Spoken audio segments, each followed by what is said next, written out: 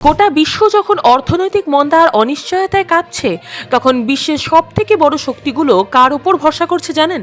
উত্তরটা হলো আমাদের ভারত। G7 শীর্ষ সম্মেলন শেষ করে প্যারিসে দাঁড়িয়ে প্রবাসী ভারতীয়দের সামনে এক হুঙ্কার দিলেন প্রধানমন্ত্রী নরেন্দ্র মোদী।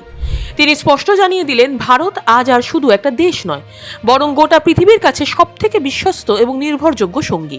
আর এরই প্রমাণ দিতে আগামী বছর মহাকাশে ইতিহাস তৈরি করতে চলেছে ভারত ও ফ্রান্স। কি সেই মিশন, আর কেনই বা কাঁপছে চীন ও পাকিস্তান? ইতালিতে G7 শীর্ষ সম্মেলন সফলভাবে শেষ করে প্রধানমন্ত্রী সরাসরি পৌঁছন প্যারিসে। সেখানে ভারতীয় প্রবাসীদের এক অনুষ্ঠানে তিনি বলেন, বর্তমান বিশ্ব এক অদ্ভুত অর্থনৈতিক সংকটের মধ্য দিয়ে যাচ্ছে, আর এই কঠিন সময়ে ভারত বিশ্বের কাছে একটি বিশ্বস্ত সরবরাহ শৃঙ্খল বা রিলায়েবল সাপ্লাই চেন এবং দীর্ঘমেয়াদী পার্টনার হিসেবে নিজেকে প্রমাণ করেছে। আজ বিশ্বের বড় বড় ম্যানুফ্যাকচারিং জায়ান্টরা চীনের বিকল্প খুঁজছে, আর সেখানে সব থেকে নির্ভরযোগ্য নাম হয়ে উঠেছে ভারত। প্রযুক্তি থেকে শুরু করে প্রতিরক্ষা সব ক্ষেত্রেই ভারতের গুরুত্ব আজ অপরিসীম। তবে এই ভাষণে সব থেকে বড় চমক ছিল মহাকাশ বিজ্ঞান নিয়ে একটি মেগা ঘোষণা। প্রধানমন্ত্রী মোদী জানান, ভারত ও ফ্রান্স যৌথ উদ্যোগে আগামী বছর অর্থাৎ 2027 সালে মহাকাশে পাঠাতে চলেছে তৃষ্ণা নামের একটি অত্যন্ত শক্তিশালী উপগ্রহ বা স্যাটেলাইট। তৃষ্ণার পুরো নাম হলো thermal infrared imaging satellite for high resolution natural resource assessment. ভারতের ইসরো এবং ফ্রান্সের CNES যৌথভাবে এটি তৈরি করছে। কিন্তু এই স্যাটেলাইটটি পৃথিবীর জন্য এত গুরুত্বপূর্ণ কেন?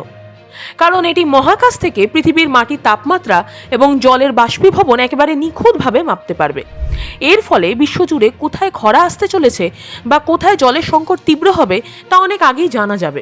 কৃষিকাজের জন্য কোন মাটিতে কতটা জল প্রয়োজন তা চিহ্নিত করতে পৃথিবীর খাদ্য সুরক্ষা বা ফুড সিকিউরিটিতে এক বৈপ্লবিক পরিবর্তন আনবে এই তৃষ্ণা মিশন। গ্লোবাল ওয়ার্মিং এর এই যুগে এটি হবে মানবজাতির জন্য এক মস্ত বড় অস্ত্র। ভারতের এই মহাকাশ কূটনীতি কিন্তু আন্তর্জাতিক মহলে এক বড় বার্তা দিচ্ছে। ফ্রান্সের সাথে ভারতের এই বন্ধুত্ব আজ শুধু প্রতিরক্ষা চুক্তিতে আটকে নেই, তা পৌঁছে গেছে মহাকাশের গভীরে। যেখানে বিশ্বের অন্য দেশগুলো যুদ্ধ আর সংঘাতে ব্যস্ত, সেখানে ভারত ও ফ্রান্স একজোট হয়ে পৃথিবীর পরিবেশ ও মানবজাতিকে বাঁচানোর জন্য অস্ত্র তৈরি করছে। আর এটাই প্রমাণ করছে যে কেন ভারতকে আজ বিশ্বমিত্র বলা হচ্ছে। চাঁদে ল্যান্ডিং থেকে শুরু করে সূর্য মিশন, ইসরো তো একের পর এক ইতিহাস লিখছেই। এবার ফ্রান্সের সাথে মিলে এই তৃষ্ণা মিশন ভারতকে গ্লোবাল স্পেস সেক্টরে কোন উচ্চতায় নিয়ে যাবে বলে আপনার মনে হয়? ভারতের এই বিশ্বস্ত পার্টনার হিসেবে বিশ্বে উঠে আসা নিয়ে আপনার মতামত কি? কমেন্টে অবশ্যই জানান। ভিডিওটি ইনফরমেটিভ মনে হলে লাইক শেয়ার করতে ভুলবেন না। আসছি নতুন একটি খবরের সঙ্গে, দেখতে থাকুন।